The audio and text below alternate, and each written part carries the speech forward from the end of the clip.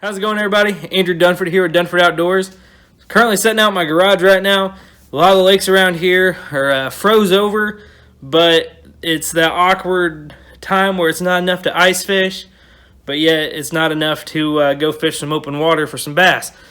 So right now, sitting down and talking to you guys about the best I've got. So I figured I'd go through the next couple weeks doing like a little mini series. Actually, I might film most of them tonight, but they'll be uploaded periodically. I think every Saturday night around 6 o'clock is what I'm shooting for right now. But so I thought I would go through talking about some of my past stories, maybe kind of make some like ranking videos where I rank like maybe my favorite bass boat brands that I've ridden in and fished in as a co-angler, or my top pro fisherman that I like, or it's just something like that maybe. I don't know yet. But tonight I'm going to talk to you about the BFL tournament that I almost won. I don't have the exact weights in front of me, so it might not be exact, but it's going to be basically my story from my point of view. So it was the second, let's see, hang on, let me make sure I get this right. It was the third BFL of the 2020 bass fishing season.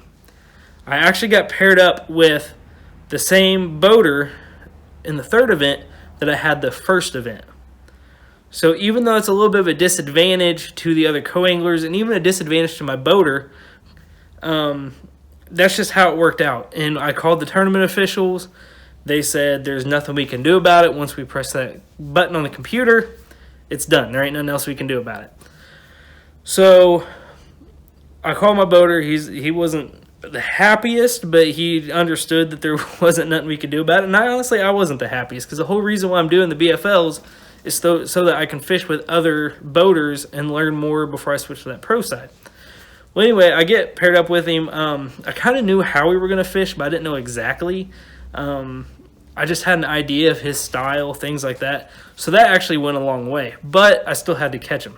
First time I was with him, I didn't catch him as well. I think I finished 8th in the tournament.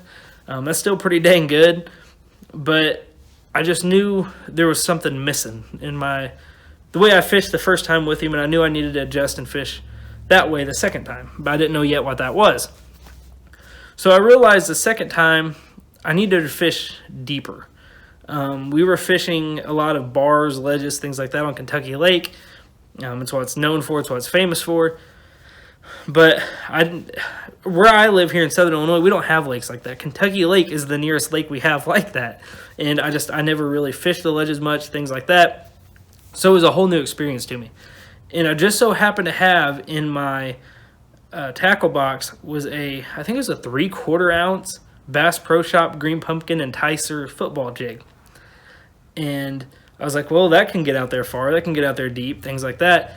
Where the first time I was struggling a little bit with that. I think I threw a Carolina rig most of the day the first time and did pretty well. Like I said, I finished 8th.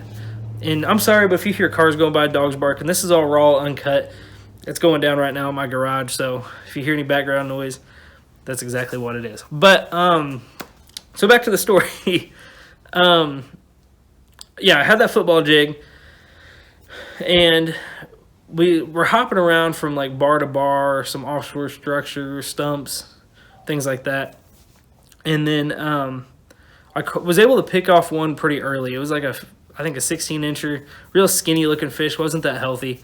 We were fishing for a 3-fish limit, the coast, because Kentucky Lake was hit hard, plus it was the middle of summer. And then I was able to catch a pretty decent smallmouth off of a bunch of stump bed. There's about 50 stumps out there. I was able to catch a pretty decent smallmouth off one. And then I was able to catch another decent largemouth about 50 yards from that spot, just on a little flat. It was actually behind the boat from where he was throwing, but I seen it on the depth finder, cast it out there, and I was able to catch him in about 15 foot of water, all on the same jig. So I was fishing the rest of the day. I was getting pretty good bites. I actually called a couple times. It just things seemed like they were going my way. Like it felt right. It felt like I was making the right adjustments. But I knew I needed that one more key bite. So then I ended up catching about a 4-pounder. I don't know the exact weight on it. I didn't weigh it. But I'd say it was about 4 pounds. And that was the kicker I needed. And I felt at that point, okay, I've got a shot at winning this tournament, because with the 3-fish limit, weights were down, Kentucky Lake was hit hard because of the Asian carp, things like that. I knew I had a shot. So the rest of the day, I was thinking, okay, if I get one more big one, I know I'm going to win it. But that bite never did come. So we had about an hour boat ride back to where we were waiting. And we were all the way down by Paris Landing, and the weigh-in was all the way up at Moore's Resort. So we had about a 45-minute hour boat ride. At least that's what it seemed like. It could have been shorter, but it seemed like an eternity. But I knew I had a really good bag. I knew I was going to be in the money. I knew I was probably going to be in the top 5. Going to get my first FLW trophy because it was FLW at the time, not MLF. But went to weigh in, get up there, and as soon as I weigh in, I'm watching my name. Like if you've ever weighed into BFL, you know you watch your screen, and I see my name just jump up off the charts, and I was like, oh, this is good. But I couldn't like register my eyes fast enough to see where I went.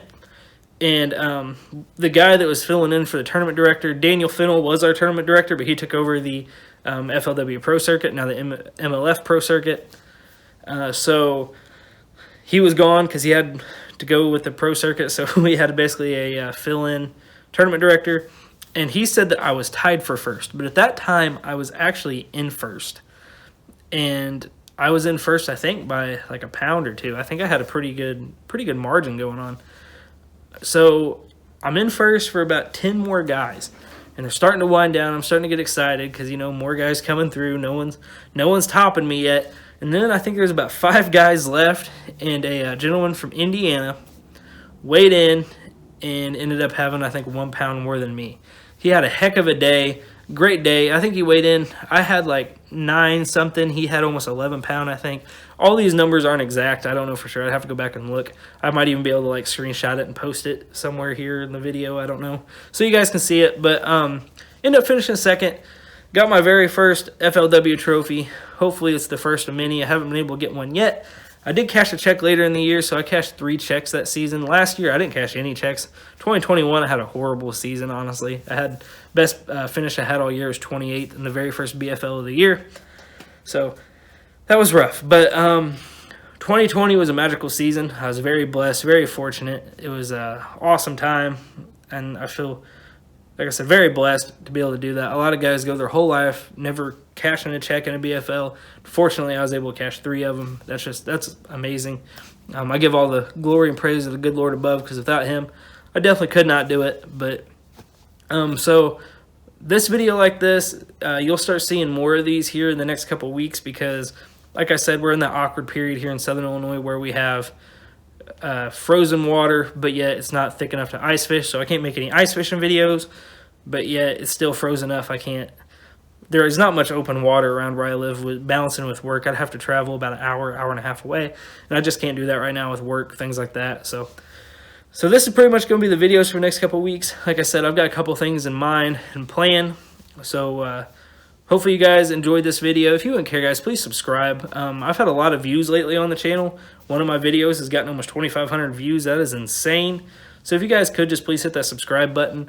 Most of you guys watching the videos are not subscribed. It would help me out greatly.